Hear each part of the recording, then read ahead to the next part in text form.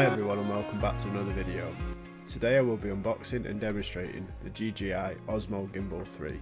This clever bit of kit is designed to level up your handheld footage as it counteracts any sudden movements to keep your footage looking crisp and smooth. As a relative newcomer to content creation, I've never used a gimbal, nor have I had any experience using any equipment remotely similar, so you will be getting my completely honest feedback. So let's jump straight into the unboxing, and as you can see, the gimbal comes in an almost Apple-like style packaging.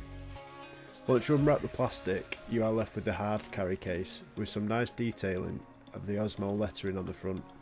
If you flip it over, there's a handy little pocket on the back of the case. Once the case is open, you will find the gimbal in its compact state. I did a little bit of digging and I found out the previous version of the gimbal was unable to collapse down, so this is a great upgrade from DJI and it allows for easier storage. It's nice to see the gimbal charges via USB Type-C, as this is becoming more and more popular in the tech world. It also comes with a wrist strap, which I would highly recommend that you use, as it adds that extra layer of security, as we don't want any smash phone screens. I was pleasantly surprised that it came with a stand so you could use it as a mini tripod. However, since this comes with a 1/4 inch thread on the bottom, you can attach it to any tripod. There are two buttons on the device, a record button which also acts as a shutter button when in photo mode, and the M button which allows you to toggle through the different modes, but it also doubles up as a power button. There is also a zoom slider on the side, a trigger on the back and a joystick on the front which allows you to move vertically, tilt or pan the mobile phone.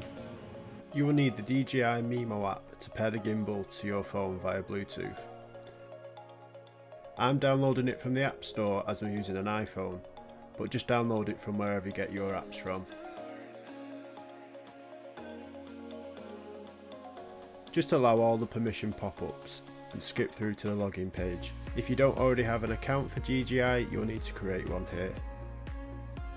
Now you can pair your device by clicking the device icon in the top left corner.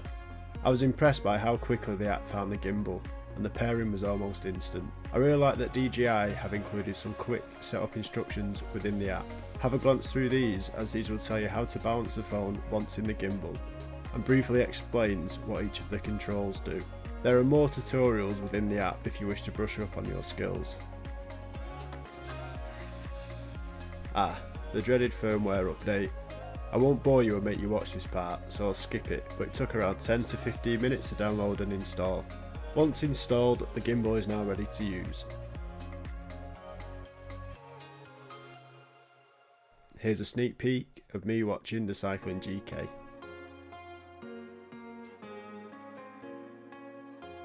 I will now show you the gimbal in action. This is me running after my nieces using only the iPhone 13 Pro built-in stabiliser. Every stride I took is reflected in the footage, bouncing all over. The second clip is recorded using the iPhone 13 Pro in the gimbal, and straight away you can see an immediate difference. It's almost hard to believe I'm running here, or at least trying to. The footage glides smoothly as the gimbal counteracts the running movements and absorbs any impacts. Comparing the two clips side by side really highlights how impressive the gimbal really is. Of course, this is an extreme example, and it's not very often you will be recording footage while sprinting, or at least I won't be, but it's good to know you have the option.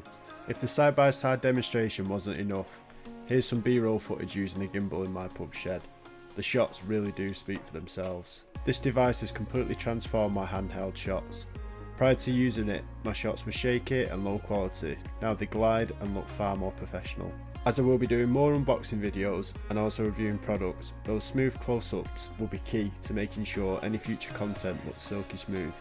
If you have found this video useful in any way, please drop a like on the video and feel free to drop a comment about your experiences with the gimbal. Thanks for watching, and I'll see you on the next one.